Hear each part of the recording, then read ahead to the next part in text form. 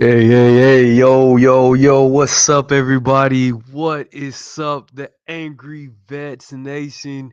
Welcome to another week of Fantasy Football Blessings. I hope you guys have been taking your lessons and enjoying all the testing, trying to just do your best in this tumultuous, upsetting, hurtful season. It has been a bitter one, but yet we are still moving closer and closer to the fantasy football playoffs. And let me tell you guys, let me start off by saying this season has been flying. It honestly feels like we just started this season and we just had drafts not too long ago. And I'm hardly ever the person to say things like this, but this is truly, genuinely how I feel. This season has blown by. Can you guys believe that we're already all past the halfway point and we're pushing towards the fantasy football playoffs? For you guys to start the fantasy football playoffs in week 13, we are getting closer, man. The push is on. It's time to either make it or take it. And with that being said, man, we're so late in the season. We do this every year. There's not really much to talk about as far as waivers goes. There could be a few players out there that can help you win your league if you're in the smaller leagues and you need to pick up a player. But usually we stick to our 12-man leagues, and there's not many players out there, especially in the competitive leagues. But I do have some players for you. The first team that I'm going to tell you to go pick up this week, if they're not already, the number 7 defense. They're coming off a bye, so somebody could have likely dropped them, and they're available in your league. But you have to go pick up the Rams this week. The new information coming out for the New Orleans Saints is that Tyler Shaw will be getting his first start of the season. I'm not sure if you guys watched him in the preseason, but man, oh man, are the Rams about to expose this guy? They threw him out to the Wolves this week. They could have waited, another week when they play San Francisco in Week 10 and got him out there, but they're throwing him out there. Or no, I'm sorry, I'm looking at the Rams schedule, but I don't know who the Saints play next. But I'm just telling you guys, the Rams are the team to pick up. If they're out there, go and grab them. This is going to be a fantastic matchup. They're going to get some interceptions. They're going to get some sacks, and we might even see a tutty taken to the house with this defense. I'm grabbing the Los Angeles Rams defense wherever I get a chance. And then after that, they even play the San Francisco 49ers, whose offense has been up and down. You take out McCaffrey from the equation, and you're starting to get easier and easier weeks with the San Francisco. So definitely going out there and grabbing the Rams.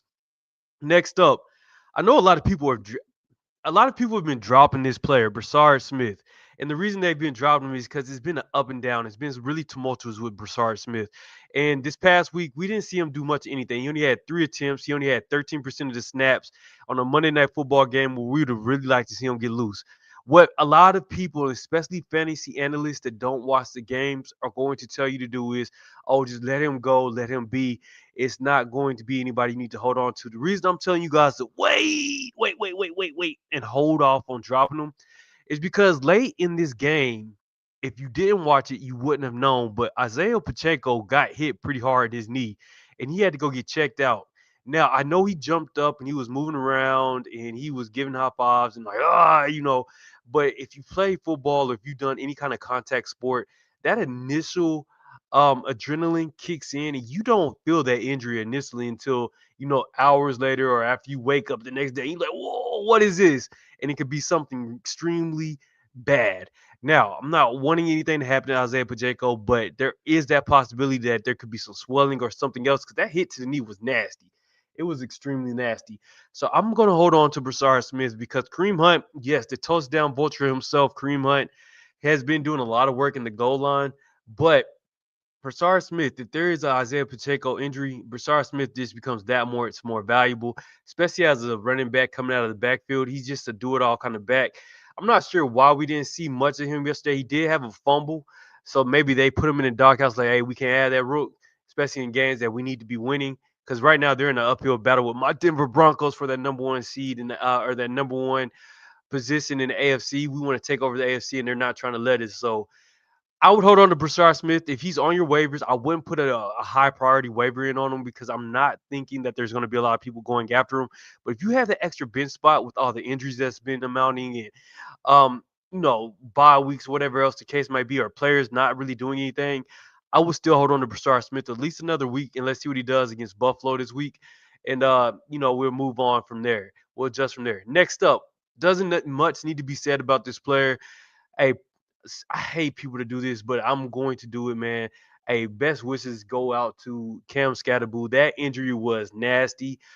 I Man, you hate to see it because he's such a hard runner and he is a hard player. You know, you don't ever wish injury on any player, but the guy plays so hard, and then the way he got hurt wasn't what you was expecting. The ankle injury just it was sick. If you have a soft stomach, I don't recommend you going and looking at it if you haven't already seen it, but it was not for the queasy stomach people. So I'll just put it there. But with that being said, we do have Tyrone Tracy, who is back in the fold. If you guys don't remember Tyrone Tracy last year, he would end up taking over the starting position, and he had some decent games. We had week 8 against Pittsburgh, he had 23. But then when he really became the starter, we saw that he had 14 points that week 13, 19 points week 14. Then he had another good game week 16 against ATL, but it was just off and on, off and on. They also didn't have the best situation going with the quarterbacks, and just a whole bunch of craziness going on coaching style. So we'll see Tyrone Tracy get more looks out of the backfield as he's shown in the past. He can be that kind of check down receiver kind of back that we've been seeing Cam Scatterboo roll into. Now we don't. He's definitely not going to be a headhunter like Cam Scatterboo and going down the middle of the field and making defenders miss. So that is an issue because Cam Scatterboo did take a lot of defenders and bring them down onto him, which opened up the outside for Jackson Dart. But Jackson Dart is really competent, man. If you guys didn't watch the game this past week, I was watching it because I just knew the Eagles were going to send it to Jackson Dart. But Jackson Dart is phenomenal, man. I'm like, I have to give this dude his flowers. Like, he's just so cool and composed in the pocket. Like, dude is just like we talk about just he has a certain demeanor about him. Dude is just sort of smooth, man. I like watching him play. I was watching him against Philly, and I was just wanting to see what he was really about. And this dude is just really smooth, man. And you could tell it sort of like bothered him that Cam Scatterboo got hurt because him and Cam Scatterboo are best buds. If you watch the interviews and everything else, those dudes just love each other. But it sort of took it out of him. But he was making some throws, man. It was one throw that he could have easily had a 24, 25-point game if the receiver would have caught this ball. It was down the sideline. I'm not entirely sure which receiver it was. I want to say it might have been Slayton, but it was a dot. It was a straight dot, man. This dude throws darts. So don't sleep on Tyrone Tracy if he's out there. Right now, he's only on sleeper. He's only rostered in 35% of leagues. Like I said, I'm in a super competitive league, so he's already taken in our league, but you got to go grab him. Next up, somebody came back from injury, and he looked pretty dang decent. Christian Watson. He's only owned in 15% of leagues because this guy is off and on injured, man. It's just, I don't know why, but this dude just can't stay on the field. But if you watch this game, or if you watch this past week, he looked really good, man. He looked fast. He made a great catch on the sideline. He just got the whole team hyped up after he made the catch. He brought a whole new energy to this team. Now, will you be able to start him week in and week out? That's left to be unsaid. I'm not sure because right now Jordan Love is just slinging the ball to any and everybody. I think Jordan Love, they said he completed 20 passes in a row. And you know why he did that. Aaron Rodgers was not about to come in and say, no, this is still my house. No, Jordan Love had to had to lay his authority down and say, nah, this is my house now. You're the old guy. I'm in. So we saw Jordan Love step up, and Christian Watson came back into the lineup. He had 4 targets for 4 receptions, 85 yards. This is another hold and wait kind of play right here. It's not you need to go grab him right now before it's too late situation. It's a hold and wait. Now, I do feel like there's going to be a lot of people that go out and try to grab Christian Watson. So if you want to put a waiver in for him, go ahead. Like I said, there's not too many people out there, but I do feel like there's a higher ceiling for Christian Watson going forward. If you look at his 20 for 24 stats, when he was healthy, we saw 12 points, 8 points, 19. It was just all over the place. So maybe we could get another 19 points here and there. But I would go out there and grab him. This is another year with Jordan Love getting confidence in himself. And after what he did against Aaron Rodgers, I think Jordan Love is about to really take off. Sometimes, especially as a man, whenever you get that first battle done, you win, and you like, oh yeah, I'm feeling myself. Now you can really start letting things go. Same thing with Justin Fields, guys. If people drop Justin Fields in your leagues, I actually didn't bring him up, but I want to talk about him a little bit as well. Next up, my last person that have us up for us to talk is Chimera DK. This guy has been nothing but flying under the radar. Week 7, we saw him put up 16 points. He had 4 targets, got a touchdown, and then week 8, he ended up getting more of a snap count, and he's playing in the slot for Cam Ward, which we love to see with rookie quarterbacks. If it's not the tight end, then it's the slot that they usually go to. And right now, we're seeing Chimere DK go into the slot. He had 8 targets, 7 receptions, 93 yards. No tutty this week, but we do like that target count, and this was against a good Indianapolis team, man. So this is Cam Moore starting to get rapport with receivers.